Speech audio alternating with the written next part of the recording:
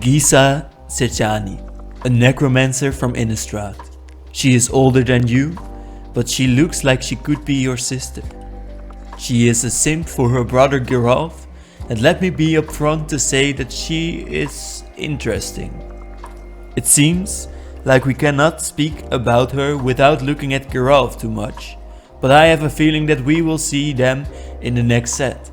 So we try to focus as much as possible on Gisa this time. We see her in 3 cards and get to learn about her personality and story progression, because everyone on Innistrad has changed since the previous sets. Her first card already shows her power. We see Ghoul Color Gisa, a 5 mana card with 2 black pips. She is evil and she is focused around herself. But more than that, she is a character that revolves around her own craze. We can see this in the smile Carla Ortiz made for us. This card lets you sacrifice a creature to make zombies equal to its power. Note that a zombie can make 2 zombies when split in half this way, which is funny. To her, probably. Her flavor shows us that she is not agreeing with Geralf's rules. He instated these rules in the war against his sister because it would be profitable for himself. But Gisa would never listen. She was focused on her own principles. She believes that zombies should be resurrected directly from the graves, quickly and manifold, instead of Geralf's stakingly slow creations. Her second card is not entirely her own, and it is Gisa and Geralf. Together with her brother, she feels like her brother is more tolerable than the Eldrazi, which is heartwarming, of course. We see the brothers' blue mana in this card too. The card lets you kill some of your deck, and then you can cast zombie spells from your grave each turn, showing us how the siblings together could raise armies in a day. The last card shows how Gisa has changed. Glorious Resurrector is a card where we see Gisa back in her hometown of Thraben, where she grew up with her brother. The town has been abandoned for ages, and the people are all turned to zombies, and all the dead were already zombies in the fight against the Eldrazi. Gisa took them all under her command, making it easier for her to make new zombies out of the few people that do stumble in. We see this 4 mana 4/4 where Gisa can now return all creatures to the battlefield after they die. These return as decaying creatures because there is no living flesh to feed on. But this does show us that Gisa's power is massive. She can now do what she did with her brother, but she does it alone. She even keeps your opponent's creatures hushed in exile. Gisa has shown to be able to control all zombies, even those controlled by other ghoul colors. As I said, we cannot learn about Gisa without Geralf, because all of their lore is written through letters to each other. They send these letters using zombies to stroll past the desolate landscape of their own war-ridden swamps. Let's see what kind of a kid Gisa was from one of her letters to her brother. The weight of guilt hangs on me still after all this time. In an attempt to purge this feeling from myself, I raised mommy and father to apologize for what we did to the house. I felt such relief to tell them how sorry I was for the fire, and how neither you nor I intended to inherit our parents' loathing for each other. I spoke of my failure in Thraben, of course distant you, and I have grown over the years. My humiliation at being chained and muzzled while you gleefully escaped. Of course they couldn't respond, but the experience was quite therapeutic for me. Given these recent happenings, I wish to add an addendum to the laws of necromantic warfare to exclude use of relations or family pets in battle. I know you still have what is left of Spot. Respond with your desired time and location for our next duel. The Cecani family is regarded as horrible by most, but is playfully brilliant by dark mages and alchemists. They are famed for their cruel jokes and how not serious they take life, while keeping necromancy as a master craft. And while Geralf might be very serious, in fact, Gisa writes like this.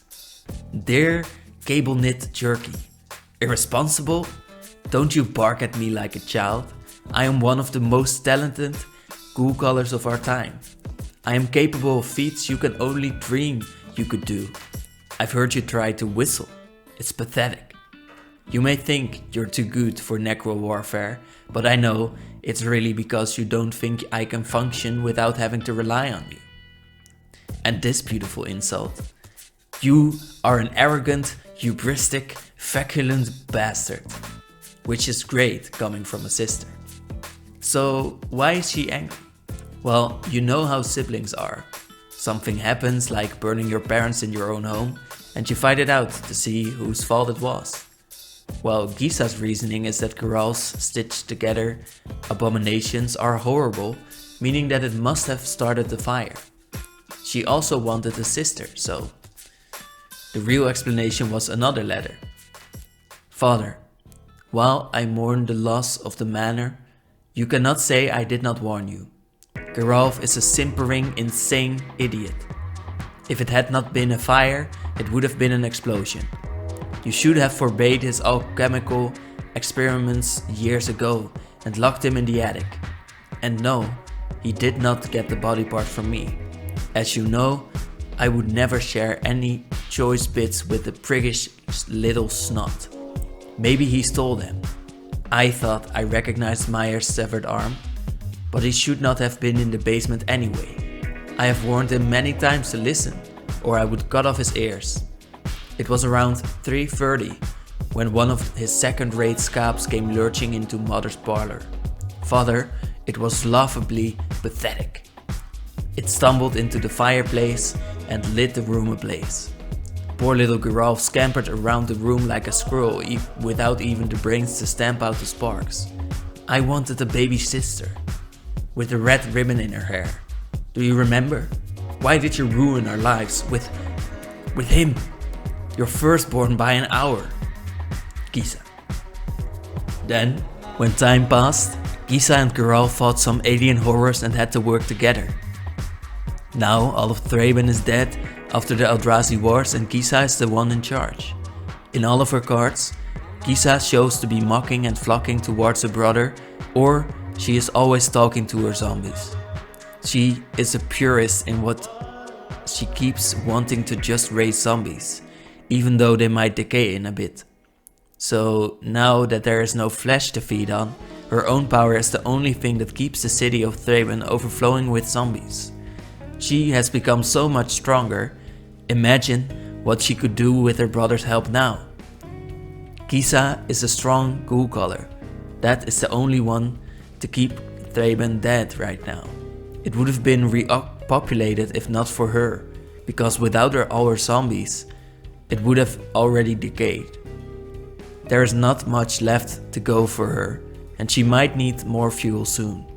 So, it will be interesting to see where she will end up. And oh, that Wilheld guy, don't sweat him. Oh, and one last letter. Must you always whine? I agreed to nothing. Rule number 1. I shall raise ghouls anytime I wish. You are just mad because you have to run back to your sewing machine while I can just whistle them up from the grave. 2. If a farmer is stupid enough to check out a creepy light, then he deserves to be killed with a shovel and become my servant. 3. A predetermined place and time? What is this? A tea party? 4. Those so-called meat sacks are models of efficiency. You cannot even make a scab walk without giving it 17 different body parts. 5. I didn't take your stupid sextant. As always, you lack the brains of an infant. Gisa. P.S. I never said it was my blood. P.P.S. I want Father's book. Kill as many of my emissaries as you like. I shall make more until you hand it over. And next time, they will be bringing gifts. Well, that was the last letter. Thanks for watching.